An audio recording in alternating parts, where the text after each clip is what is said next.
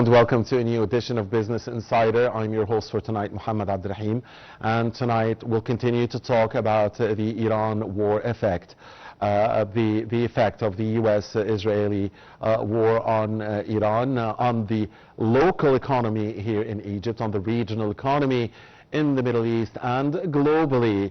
And with us here in the studio is Mr. Mohamed, kaoud, economic expert. Good evening, Dr. Kaoud. Thank you very much for joining us. It's my pleasure. Thank you. We'll be listening to you, and we are eager to hear from you on the effects of that no war, no peace at the moment on the local, regional, and international economy. But after we watch this report, dear sir.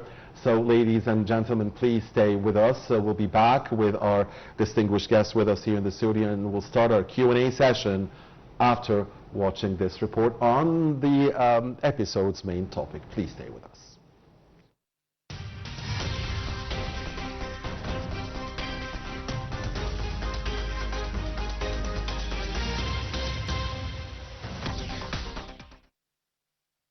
The ongoing U.S.-Iranian conflict is creating growing pressure on the global economy, particularly in energy, trade and financial markets.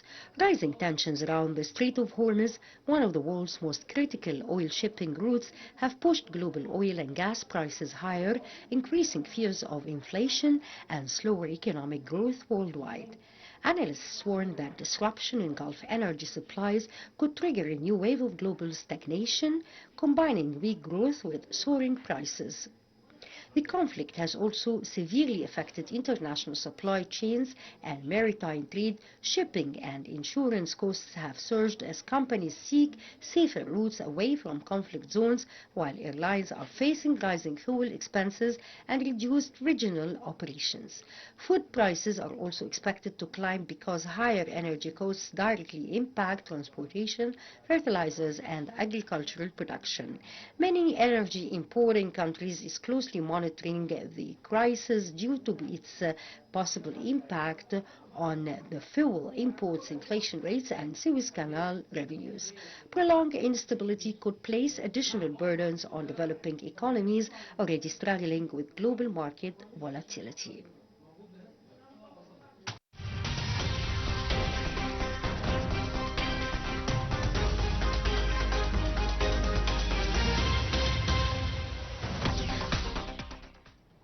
Welcome back. Thanks for staying with us, and many thanks to Abir Hussein for this report.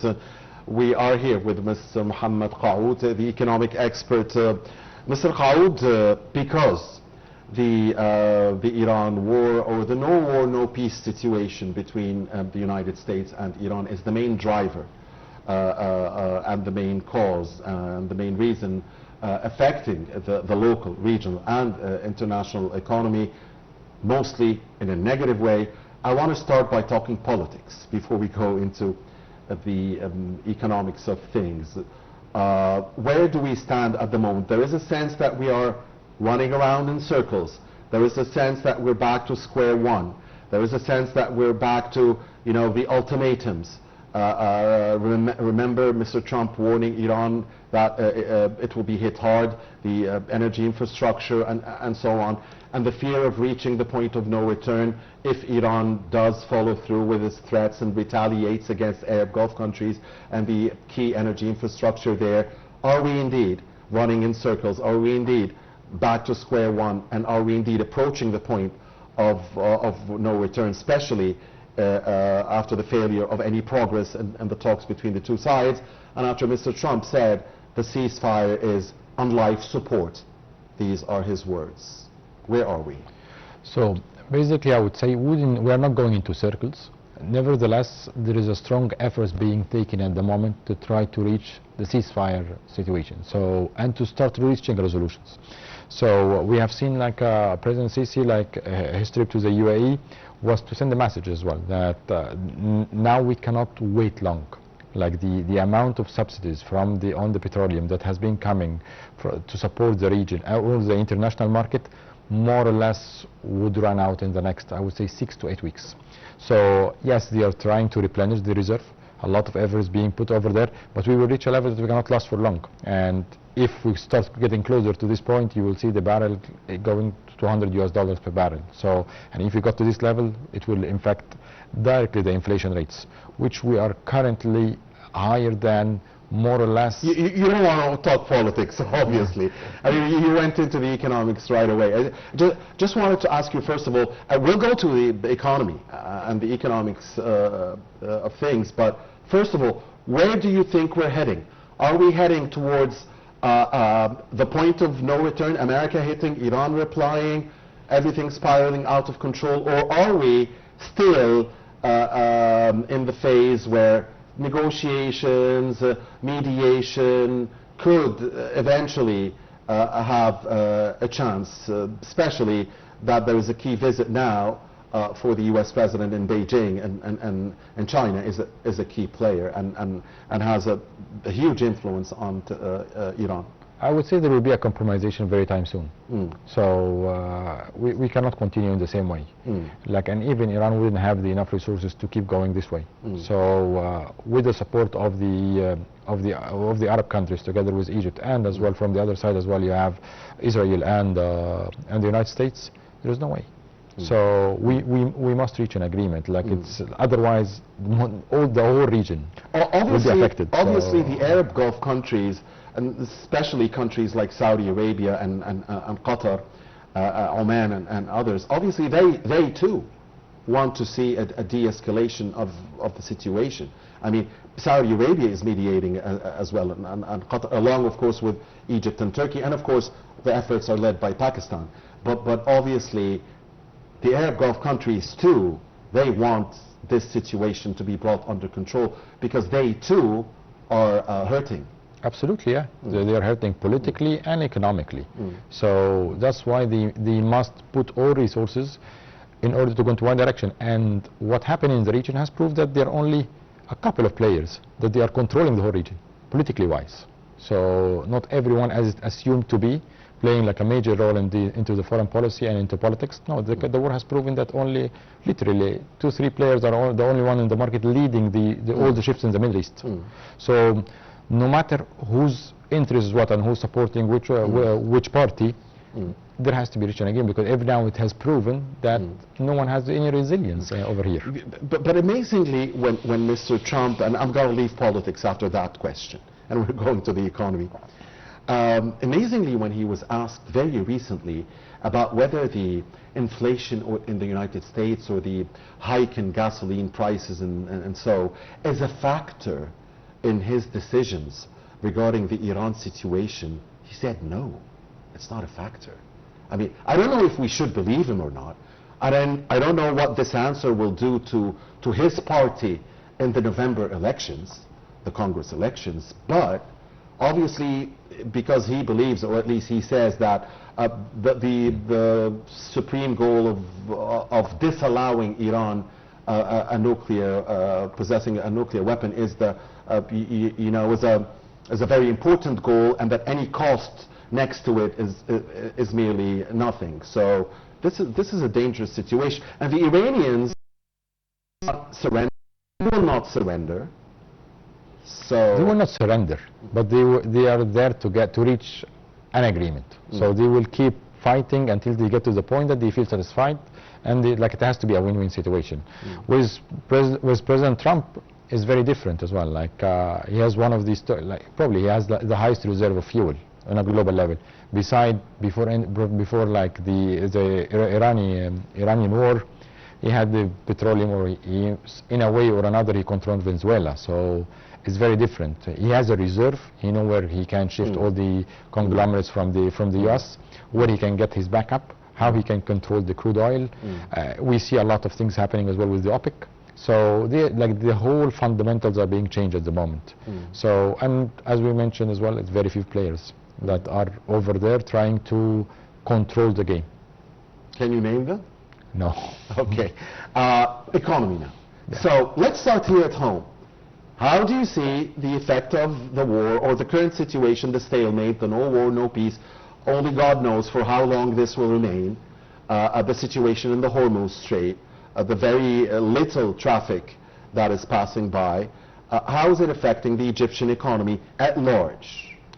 So at large, like we have seen, like the inflation rates. So if you looked at the Central Bank of Egypt, the expectation of the inflation rates was plus minus 3% on top of a 7%. This was expected. So they were expecting inflation for 2020-2026 somewhere between 4 to 10%. Nevertheless, with the current Iranian war, that has been revised up. Oh, it went to 17% at the moment. So you have seen like it has increased by 10% just over the last couple of months. So, and it's expecting even to further increase if the situation will keep escalating, as we expecting like the crude oil to go up. So if it was not controlled, it will go up. And at the same time, we're not getting back to the prices that we used to take anymore. So in order to get back, it's not gonna just happen immediately. Once the war is ceased, everything will be back to normal. No, it will take time. And when we say time, it takes a couple of years. To get so back. It's not just months. No. I mean, you're saying years. You could recover in a couple of months to get back to normal into business, but pricing wise, it's not getting back. So it will take time because all the supply chains has already been disturbed. Everyone has corrected their prices, and you cannot just change it in a couple of days or in a couple of months. Okay, guys, we are back to, there is no war, everything is going to be back to normal. No, it's not going to be back to normal. So we have to be prepared. So, and I think that's what the central bank is trying to play, like a major role in the monetary policies and how we can control the inflation. And at the same time, the government is working on multiple different initiatives. We're in a cycle of decreasing rates, interest rates, but obviously now this is changing. This obviously is changing. It's not only because of this. Like consider as well, like what's happening internally, and at the same time, what's happening like next to you. Like you're a country from all borders. It's like unstable, and you are the only stable. So, it brings opportunities, but as well puts a lot of pressure and challenges. Obviously, an area where opportunities were brought, but it's a very resilient sector historically for Egypt. And that is a sector of your expertise, Mr. Kaoud, the tourism sector. I mean, amazingly, the tourism sector seems to be performing very, very well in the midst of this huge challenge. The Egyptian tourism, it's a vital sector, and more or less it represents 12% of your GDP. With what happened in the region, we saw a decrease. Like you saw a decrease in the number of bookings, mainly because of the uncertainty, mainly because of the fuel pricing and the rerouting of some of the airlines. Some of the airlines start cancelling even their flights, so you start seeing the demand increase. Nevertheless, the country had showed resilience and a performance that was outstanding, I would say. So when you look to Q1 to compared to last year, we are 34% increase. Wow. So 5.1. 34%. Year on year. Year on year. And wow. with $5.1 billion in revenue, 5.6 million visitors. This was mainly because of what? This was not because of just because what happened and some of the airlines rerouted. Yes, it was one of the... because Q1 had 2 months without the war and 1 month with the war. I would say even more than this, that you had invested heavily in infrastructure like over the last few years or over the last decade. If you look starting from 2016, you start investing heavily in infrastructure. And of course we had GEM at the end of 25, I mean November and you had the GEM. 25, yeah. But you invested heavily in infrastructure, you invested heavily in transformation, and you included the EVs as well, and it became effective. So the EVs by itself, it brought like new customers to Egypt between 10 to 15%. Then the digital Vs. Then at the same time as well, you start diversifying your source market. Instead of counting heavily on the GCC and the European market, you start penetrating into other markets, which decreased your risk by another 30%. And that was a very smart move that has been prepared and taken into consideration even when you didn't know that this was expected to happen. Lastly, a lot of investment in transformation. So you started having a strong data, a very strong analysis. Business intelligence is being effective, which is giving to the different ministries like the power to take a decision and to invest in the right market and via the right channels. So those were all part of it. Secondly, you invested heavily in airports and ports. So industrial zones, everything is leading in a way or another to visitors coming to Egypt. So the number of arrivals is the one that increased between tourists, people coming to do business, people are coming looking for stability. You are the most stable country in the whole region. Absolutely. And the numbers you're saying would translate to 22 million per year. I mean, 5.6 over 4 quarters would be something like 22 plus million per year, and that would be an increase also of 10 or 15% over last year. Same thing for the revenue. Speaking of the GCC, because you've mentioned the Arab Gulf countries, I wonder if the situation there, and especially maybe in Dubai, or I wonder if that would bring more to us as a share of visitors. If the situation at the moment would mean that Egypt should have a bigger share of, because it is the most stable place in the region. Absolutely. For sure it will.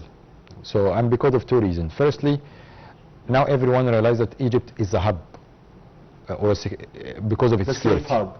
It's because of security. Because of security, it's a hub. So, with whatever happened in the other countries, either going to either become a primary or a secondary market for mega companies to have their probably data centers over here, to have the protections over here. So they will keep it always one of their plans. So Egypt, economically wise, is getting stronger. Secondly, it has proven of the supply chain resilience. So now with the different developed ports across the whole country, so whether from Safaga or if you or Alexandria or even Suez Canal Economic Zone, the Suez Canal itself, the Ain al-Sukhna port. So it's all increasing, and now you're connecting very strongly to Saudi.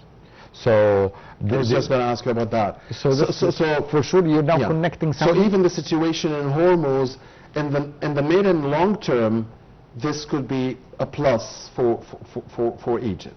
Exactly. So it became a plus now, and even like when you see like the developments that are happening on the Saudi, is happening at the same time in Egypt at the same time. So they are trying to connect and creating new routes, ports to become cleaner, because you need to start controlling the coast. There's so much talk about the Summit line and the... Summit line is a very successful story. So, and that's what they are replicating now in different areas. So we need to be very efficient in logistics and to bring the cost of logistics down. So everyone that's doing export, the price become affordable, and at the same time you control the inflation in Egypt and in the region. And what you told us, Mr. Kaoud, and again this is the area of your expertise, tourism, what you told us actually means that you believe that the jump in tourism revenues and the number of tourist visits is not just because of the war, but because of a solid foundation that we have put in place. So we are bearing the fruit of our investments over the past 10 plus years, and this means that this will continue, and that this tourism will continue to grow in the upcoming period, regardless of what happens around us in the region. Absolutely. Completely agree with you. This is exactly what's happening now. That's what I deducted from your words. What we are achieving now, we are privileged that we have done this investment before. With those, we are like too many criticism coming from a lot of people. Nevertheless, we have managed to prove ourselves. When you look at like in the recent forums in some of the countries, we were criticized why we were investing heavily in the infrastructure, in roads, in trains, and it's not economically feasible. Why you're doing this monorail? Why you're doing this? But at the end, when you look at the reality now and what you're reaping out of it, it has proven that if we didn't do this, we would have even been in a more, I would say, in a worse situation. So, and to control it and to try to get out of very quickly is going to be very difficult. Well, the great point about Egypt and tourism, and I've always said this, I don't think there's a single time that I talked about tourism in Egypt in an episode over the past many years where I didn't say this, but I'm really convinced. Egypt markets itself. Egypt is Egypt. It's as simple as that. No matter what we do, whether we are doing great, we are doing bad, we are doing... but Egypt is Egypt. Egypt is Egypt because it has a very strong roots. So it's not a country that have done like fundamental changes and became on the arena. Yes, it's not bad as well, but like it has a very strong roots and a long history behind it. So with all what we have been through, with all what's happening, this was all like a learning from, like we are learning from past experiences, and we learned too many lessons that brought us to this level. And even now, when we have a vision, so 2030 became a clear vision in hospitality or in hospitality and tourism. Before then, you couldn't. The numbers don't lie, and the numbers are telling us that there was something very good. A strong vision. Everyone's focused. Now everyone is focused on 2030. Everyone is focused that we get to half a million rooms. We want a 30 million traveler. And all the ministries, directly and indirectly, are putting their efforts in order to get to this goal. Are we going to get closer to this goal? Yes. Obviously all the indications and all the reports, those what's happening in the region, are expecting that Egypt will reach close to 490,000 rooms to be like in total by 2030, which is not too far from the target that the Prime Minister himself like announced for Egypt. When you look at the number of arrivals, alhamdulillah, like we are getting to 22 million, so we're not far. Like it could be achievable that by then we are getting close to what we always hoped for. It will, inshallah. That's the very positive, bright area, the tourism. But at the same time, speaking of the Iran war effect on the Egyptian economy, obviously there is some sort of a problem, price-wise at least, when it comes to the energy supply, gasoline, electricity, and so on. Prices are going up. Inflation, and this is in turn hitting inflation. So this is not very positive. How do you see the government's preemptive measures to try and face up to the situation, and the measures put in place to try to minimize, because you cannot eliminate those negative effects, but you can at least minimize them. That's the best you can do. So I would say like you have to look at two major sectors, the socio-economic aspect out of it, and I would say Egypt already had the reserve for 12 months from all strategic commodities. So at least for the next 12 months we are safe. No, everything is available. I mean, there's no question about availability. Availability is 100%. But the thing is the price. No, but the prices are subsidized. So when you look at the oil prices, it didn't go up, and the sugar prices didn't go up, and the wheat prices didn't go up. So like the government for the segments that's subsidized, which is big, like you're talking about like around 60 million people in Egypt are subsidized. Yes. So so you're still getting it at the affordable rates that they can do. Secondly, so this is one of the aspects. What is the government doing now? The government is trying to use economies of scale, the power of negotiations. Like we are not a small country, so we are changing the mechanism and the bureaucracies that used to be in place into a more favored style, I would say, of negotiation, in order to maintain a very strong negotiation power on the different supplier global, in order to control the cost. It's simple, like when buying a lot of quantities, definitely you get privileges on prices. So this is what the government is doing, which was not used to be. We used to go and buy at the very last minute based on what we have and what we have available. Let's go and buy. So this is not the case anymore. So we are diversifying also the sources of the... And we diversify the sources. We used to get only from Russia and Ukraine. Now we are getting from the global market. Yes. So it's getting different now. Then the second most important sector, as important as this one, I would say, the healthcare. Yes. So now, alhamdulillah, you have 6 governors are fully covered by health insurance, and they have proven a very successful model, and now is being implemented further. So partial of the prices in this, at least 7 governors, has been controlled, and definitely the government now is taking another action how it will control the rest of the government during the escalation of the prices. Okay.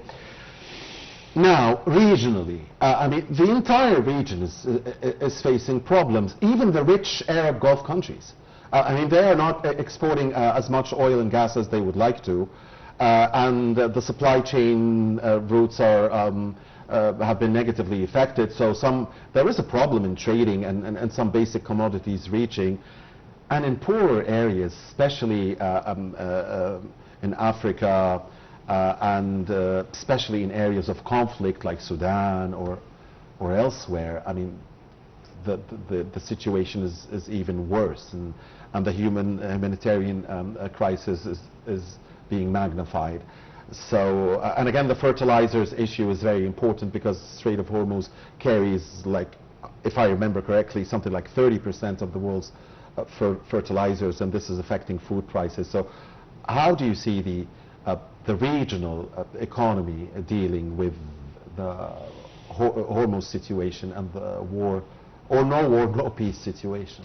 So, let's split them between two. The GCC countries or the Gulf countries, they are facing serious challenges, I would say, especially the United Arab Emirates, Qatar, and Kuwait, so, and Bahrain. So these four countries are facing like tough challenges. Still, it's everything you can overcome, and all the reports prove that if we got back to normal, they will get back to the normal cycle in less than 2 months. Saudi Arabia is very resilient. Saudi Arabia is very resilient. So very strong. Saudi Arabia, politically wise, they manage the file in a smart way. Secondly, economically wise, they start like doing a very cost saving on major project in order to drive the money on the feasible project that will be generating revenue in the close and to the medium term, or in the short and the medium term. So besides this one, like you have, like they are capturing from all the different resources that they have, not only oil and gas. So they are trying to absorb the shock, and I think they are one of the most successful countries that managed to absorb the shock as well. Absolutely, but you pointed it very accurately, Mr. Kaoud, allow me to say, yes, Qatar, Kuwait, Bahrain, and the UAE have been affected negatively. So this is what, when you go back to Africa, North Africa, I would say they are performing well. So when you look at Tunisia, Egypt, and Morocco, they started actually being as well like a hub to attract business over there, and to be a hub as well for NGOs in order to try to serve the less fortunate countries over there. So you have seen a lot of NGOs are coming now to this region between Egypt, using it as a hub to go to the less fortunate, like most of your borders. So they go to Sudan and they go to Gaza. So from Egypt. So it became the gate to these two less unfortunate countries. And hopefully, with the political support that they have from Egypt, that they can reach like some sort of peace over there. Yes. Hopefully, of course, the situation in Sudan is very difficult. It's been described, Sudan and Gaza, they've been described by many in the world as being the worst humanitarian catastrophes that the world has seen in recent memory. Globally, now there's something we're missing. Many times, we know that China is not very happy because it used to import much of its oil from Iran and through the Strait of Hormuz. Also countries like Japan, like South Korea, Pakistan, India, and others are really suffering from these shortages. Europe is also suffering. But America, again, I don't know if we should believe this or not, but we've heard Mr. Trump saying more than once, America doesn't need Hormuz. America doesn't need anybody.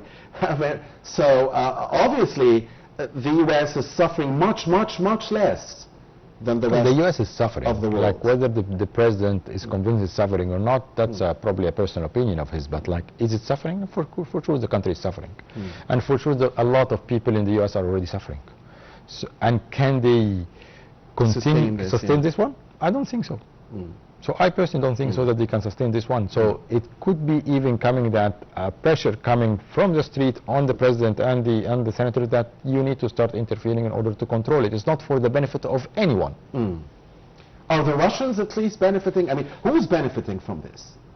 Who's benefiting from what's happening? Financially wise, I would say definitely Russia, like, and throwing its oil in the even to Europe. Like now it became back like trading with Europe, and it could be even I would say probably like one of the reasons that things could go back to normal, that Russia can sort out its problem with the EU and become back to normal. Second is what the US is benefiting. Bad news for the Ukraine. So the US is benefiting strongly from the oil it's selling. From the oil it's selling, so they're making a lot of money. From the weapons that they are selling to the region. So they are still benefiting from one side, and on the other side, like there's a pool of population that's really suffering. So we can say that the big industries are benefiting, the war industries are benefiting, but the regular people, the common people who are paying higher at gasoline stations and at food markets are suffering. Yeah, especially the middle class. Especially the middle class. Yeah. So there is a lot of pressure on the middle class now. And this is why at the beginning of the episode you said you believed that there is pressure not only on Iran, but pressure also on Mr. Trump. And that's why you personally believe that eventually we will find some common ground that would lead to some kind of deal that would, calm things down, yes, and start like getting, not things back to normal, but at least the cycle to go on. But the scary thing you said, Mr. Kaoud, is the 2 years time frame you put. I mean, yeah, we've heard, like the American president says, once the war is over, everything will be back very quickly, very normally, and he's speaking about weeks, a matter of weeks. The Secretary of Energy in the United States said that he believes that oil prices, if Hormuz remains closed until the end of June, so we're talking about 2 more months or 1.5 months, then oil prices will probably jump $20 from here. $20 from here. Those are the words of the Energy Secretary of the United States. Mr. Trump says once the war is over, everything will go back quickly.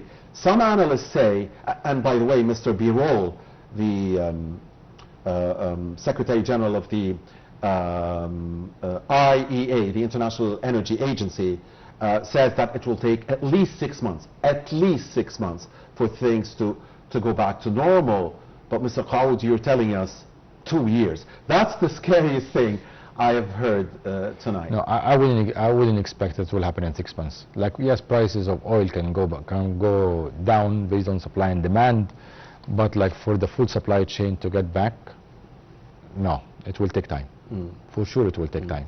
And at least we should hope from the quicker we get to peace is the best for all. The best for all. Yeah, and our role over here is to try to control the inflation, and in order to cope up with this price incremental increase is to facilitate investment opportunities in Egypt. So we have to focus strongly on FDIs and expansion of the Egyptian companies in Egypt. Absolutely. So it's all about opportunities over there. We need to start exporting more tourism. We need to start improving all our services. We need to aim higher, challenge ourselves. So by challenging ourselves in a meaningful way, yes, we will be able to absorb the shock better and faster than others. Inshallah. And the one area we are not worried about, because we are seeing it on the ground, thank God, is tourism. That's an area you're not worried about it. We're not worried about. Alhamdulillah, look, we're doing good, and we are capitalizing onto it. So diversifying the market, investing in transformation. You're one of the most promising countries. You have been featured as one of the strongest or top 10 heritage companies in the globally. So there is a lot of things that are happening. You're participating in more or less in 45 plus tourism fair per year. So you're doing a lot of efforts over there, and you're investing in infrastructure. You're attracting FDIs in hospitality and tourism and services. And you are safe and beautiful Egypt. Secure and beautiful. I would say this is the most important. As far as, alhamdulillah, we stay stable and safe, everything else is possible. And Egypt has shown now resilience and quick recovery. That's not what is supposed to be in the, like, it was not what we used to have. Like a shock used to last for years on Egypt. Now, alhamdulillah, it's just a matter of very minimal number of weeks and you're literally back. Safe, beautiful and secure Egypt. Thank you very much, Mr. Mohamed Kaoud, the economic and tourism expert. Always a pleasure having you with us. Pleasure. Hope to see you again. Pleasure is all mine. Thank you. Thank you. And thank you for watching us. Please stay with Nile TV.